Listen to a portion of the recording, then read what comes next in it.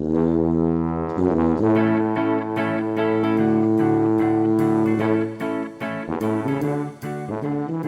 everyone, and welcome to the Double Stuff Podcast, where we're double the hosts, double the topics, and double the fun. I'm Charity. I'm Alan. I'm Dan. And I'm Sarah. And before we start, I want to give an official welcome back to Dan. He is in the studio with us recording. We don't have to do the Zoom call anymore. Dan. Yeah. Thank you all. You're too kind. So very excited to officially have you back. As everyone knows, we have been doing a throwback episodes this series, talking about what we did during season 1 and doing that for this season. So we're going to listen to a clip from one of our episodes from the first season. I'm very behind on modern TV. Sarah, we're going to pull you back. Charlie Chaplin didn't have a television set. Well, here's the thing. That she says that, but see, But actually, She's about to put me to shame. you know, when I was a kid, I grew up watching, which was on TV, The Three Stooges, Laurel and Hardy, The Little Rascals. I know You the might Three get- Stooges, I was gonna say, you though. might The Three get Three Stooges. Stooges. Yeah, But yeah. no one's going to know Little Rascals. Maybe not Little Rascals, but 'Cause even I'm having a hard time but trying to We're the remember. little rascals. We get into trouble, but then we get out. Your theme songs are so literal. It's like your Star Trek theme. We're flying in space. He has like exposition songs. You okay there, Jerry? I think the Little Rascals took me out. Also, this is the first time us actually listening to the flashback episode all I know. together. True. And for some reason, I think it just made it extra cringy, but fun to listen It only took us a year to figure out, well, let's play a clip and figure it out. Just think what we're going to do next year, guys. Yeah. It's always so funny to hear how we sounded back then. Thankfully, hopefully anyway, we've improved. Oh my gosh. I'm so hilarious. Well, what's interesting, because Trini made that comment about Charlie Chaplin not having a TV set. The thing is that he actually, and I couldn't find the actual article, but he used to actually enjoy watching a lot of comedians, which means he did have a TV set. I read somewhere that he was one of the first people to have a VCR, but I can't confirm that 100%. Well, I'm sorry I didn't get to read his autobiography before the episode. But anyway, I do remember this episode because we were talking about TV theme songs and discussing our preferences of modern and, classic TV. This is something we've talked about off and on. And so I did have a question for all you guys, because as time goes on, a lot of younger people are now, discovering like older movies or maybe even movies that we grew up with. So like, for example, classic Disney films, Lion King, Beauty and the Beast, those were in the 90s. And so we were young, but we were still alive. And so some of those movies, especially because they've been remade now, some of those are being called classic, which sort of makes me feel a little bit old. Yeah. But I heard something about the Harry Potter movies. So just to put this into perspective, I heard someone describe the Harry Potter movies as classic. So the first one, Sorcerer's Stone, came out in 2001. But 2001? Yeah, and then part 2 of the Deathly Hallows, though, came out in 2011. Mm-hmm. So technically that's not long ago, but for someone who was born in 2010, they're only 11 years old right now. So those movies would sort of be considered classic.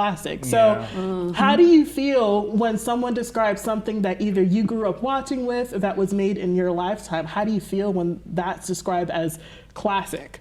I don't know. It's getting different now that I guess I'm a little bit older, and I play. So like my kind of frame of reference isn't just movies and television, but it's video games as well. Yeah. And video games have only really existed for a relatively short period of time, but the bulk of the ones that we think about during my lifetime. Mm-hmm. So even the retro games that were made when I was alive, I just have always just considered, they're just retro games, even though that's not the case. But Harry Potter, that one hurts. Yeah. That one really hurts as a class. I don't know, 2001 seems a little early. Well, not only that, but Daniel Radcliffe is a grown man now. Yeah. But I will always think of him as little Harry Potter, Yeah. Oh, yeah. I think he's one of those characters that he's never going to live down. Like, Henry Winkler's always going to be Fonzie or something. So Daniel Radcliffe, to me, or to us anyway, is always going to be Harry Potter. That's true. The upside and downside of being typecast. Yeah, right? Well, just child fame. Yeah, whatever your iconic role was. Dan brought up an interesting word because he described the stuff that he grew up with as retro. So there's classic,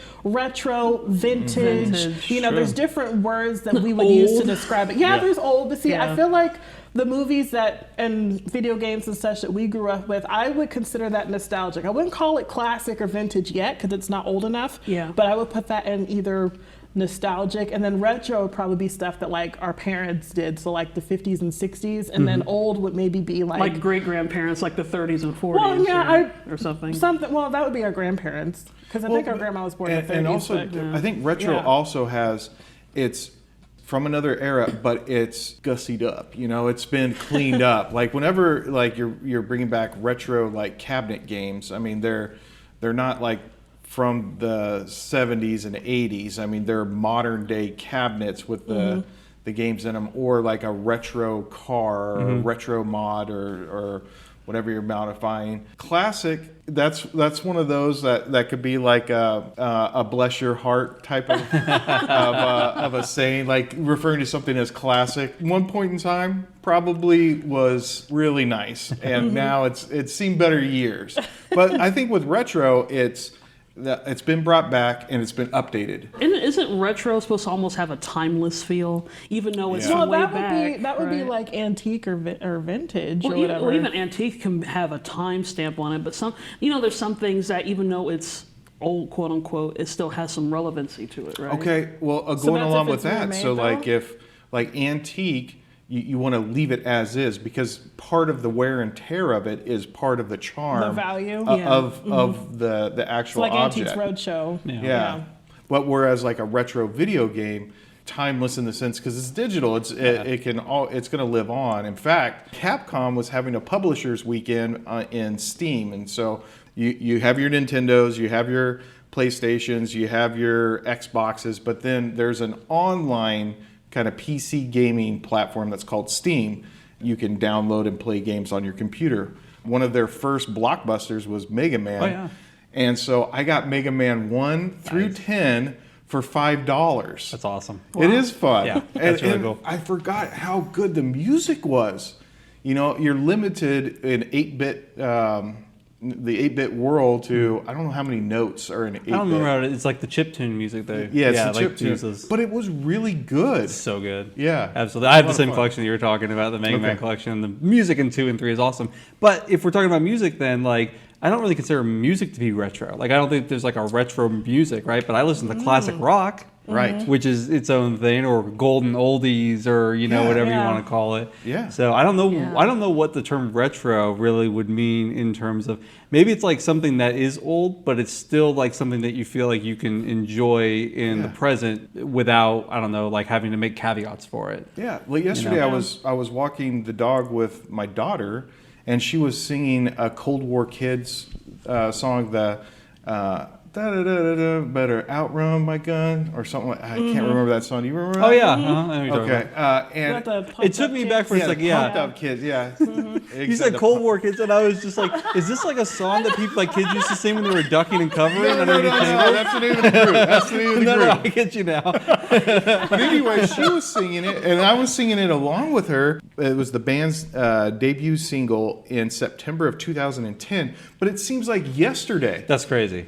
No, actually, that's crazy to me. I could have sworn that song was maybe 3 or 4 years old. Yeah. Not 2010. Yeah. That's wild. So she was singing it, and now we're 10 years later, and I was thinking, man, I just heard that 10 years ago, and her lifetime. That's weird. So for her, it's a classic. That's true. That's true. And that's like listening, like when I hear Nirvana on like the classic rock station radio, and I'm just like, that's not right. Yeah. That was in high school. 25 years ago? Yeah, that's crazy. Well, at some point, we're going to turn on the TV. We're going to see a commercial for like health insurance. It's going to be Taylor Swift or Justin Bieber. It's Yeah, like, yeah. hi, I'm Justin Bieber, and I No used to kidding. perform. Yeah. But now I'm going to talk to you about life insurance. Yeah. That's when you know you've reached Oh, That's out. right. man. Reverse mortgages. What is happening? My mom showed me this show this weekend, and it was Farmhouse Fixer, and I'd never heard of it before. But My son's the something my mom host watched. of it was Jonathan Knight, and it took me until they showed it. New Kids on the Block. Yeah. It's the guy, so like they use it in the intro. He's like, I used to be in New Kids on the Block, and now I fix up farms. And I'm like,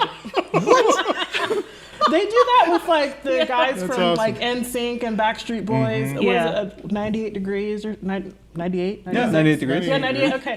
That's our body here. Come on, Cherry. You know it. No, I you said knew 98, it. but I was like, wait a minute. 98.5. Yeah. But, since we were talking about, like, sort of thinking about older stuff or whatever, the title of this episode is that Charlie Chaplin didn't have a TV. So it makes me wonder what people are going to say about us and the things that we've produced. It's like... It's got to be VR, right? Yeah, Dan didn't have the electromagnetic Zapper 5000. Right. He had to record on SD cards and a cell phone, That's true, yes. What are people going to say about us Yeah. down the line? That's actually what I was talking to my students about. Right now we're trying to get the latest gadget or whatever, but give it 6 months or even less. We're like, what? You got that old fossil? Man, when you got the next big thing? And the turnaround time is quicker now. I think that's another reason. Yeah, more stuff's once you buy something, it's already out of date within a month or so. My experience with the VR goggles, I was always a fan of Ready Player One, but now I'm scared to death that we're all going to be locked into the Oasis. Yeah. Because it is so bizarre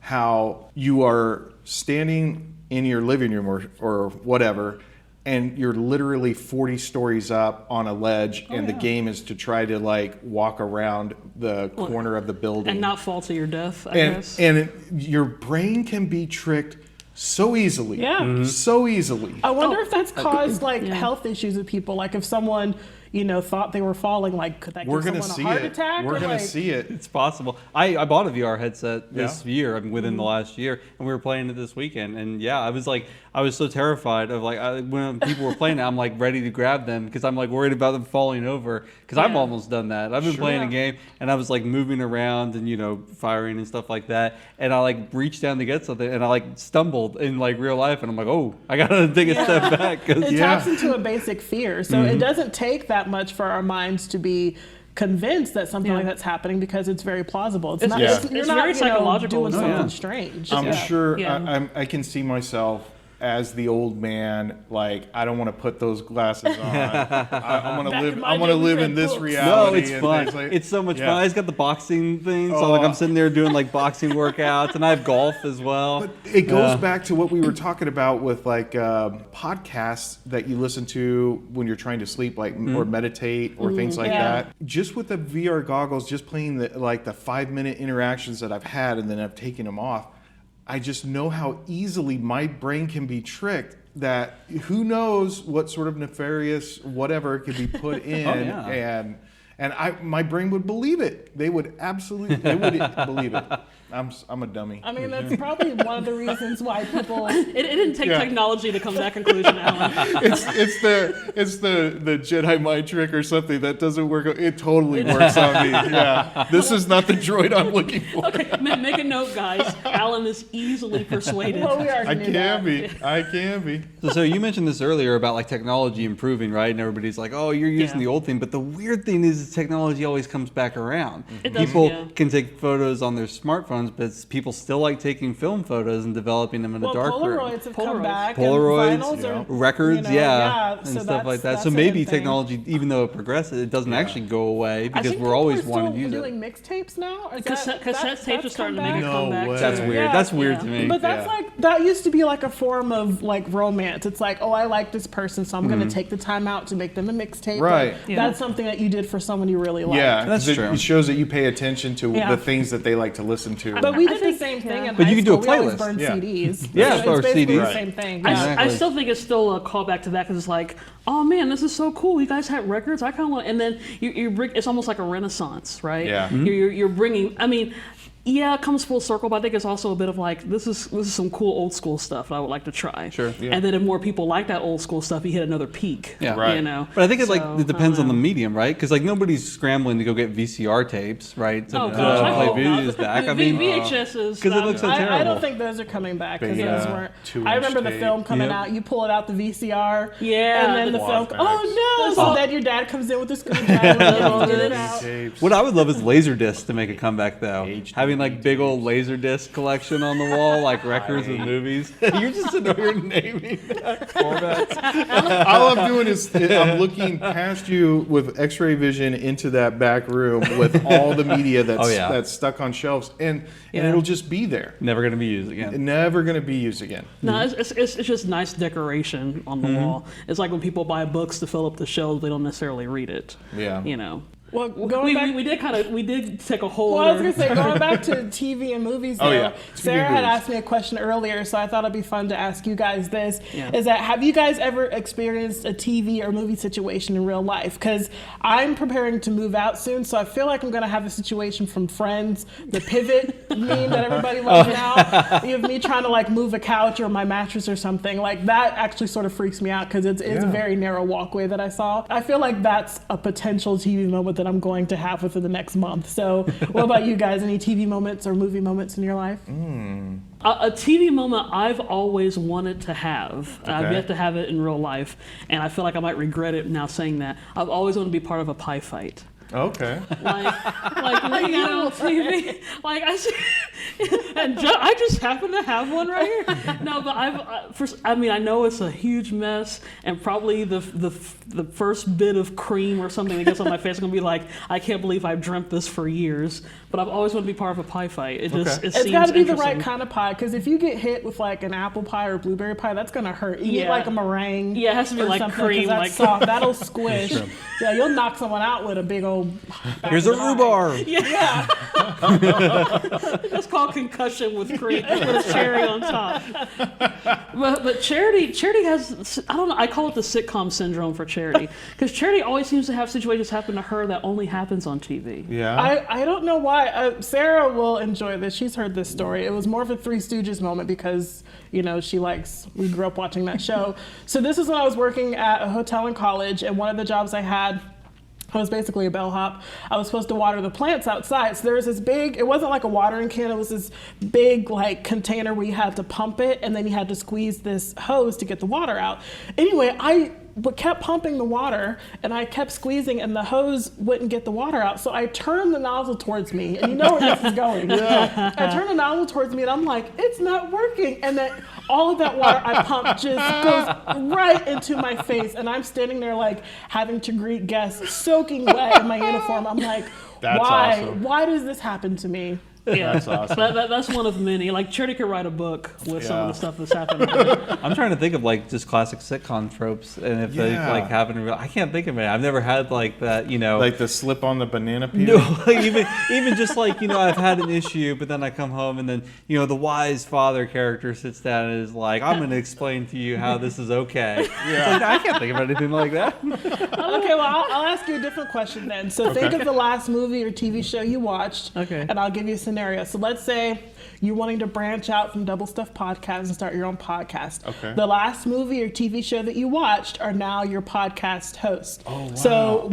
what people are now part of your podcast crew now? Ooh, awesome, because the last show I watched was last night, and it was Columbo.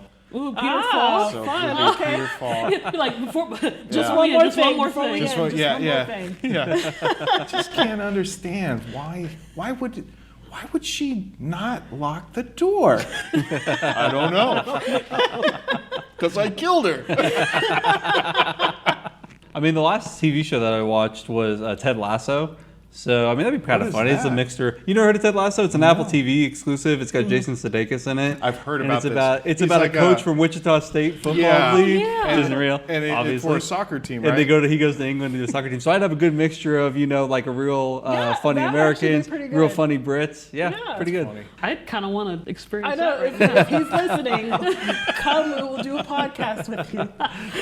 Well, for me, it shouldn't be a huge surprise because I always watch comedy. So, but mine's a double act. I'd be split into two, I guess. Cannon and Ball. That's the most recent. That's the most recent. They were a double act, a British double act, which are very funny. So, But that'd be interesting dynamics. We have Peter Falk, and we would have Jason Sudeikis, and then we would have Tommy Cannon and Bobby hilarious. Ball. What about you, Cher? Who is the last show I watched with real humans in it? Would be the Carol Burnett show. Oh, so, okay. yeah, I think that would be fun. You know, Carol Burnett, Tim Conway, Harvey Vicki Korman. Lawrence, Harvey Korman. Yeah, I think I would enjoy that a lot. That would That'd be a fun one. too. Oh my gosh! Like, what are we doing here? I know. We would have our instantly alter be egos. They could do a much Yeah. funnier show. Oh yeah. Well, until we get a chance to branch out and do those dream podcasts, we're going to keep doing what we're doing. I want to guess. thank everyone for listening today. If you want to listen to some of the older episodes that we're referring to throughout the season, you can go to our website at doublestuffpod.com or just check out our YouTube page. Everything is also posted there. And then to keep up to date with new items, you can follow us on Facebook and Instagram at doublestuffpod, and then on Twitter at doublestuffp, which is the letter P. Thanks for listening, everyone.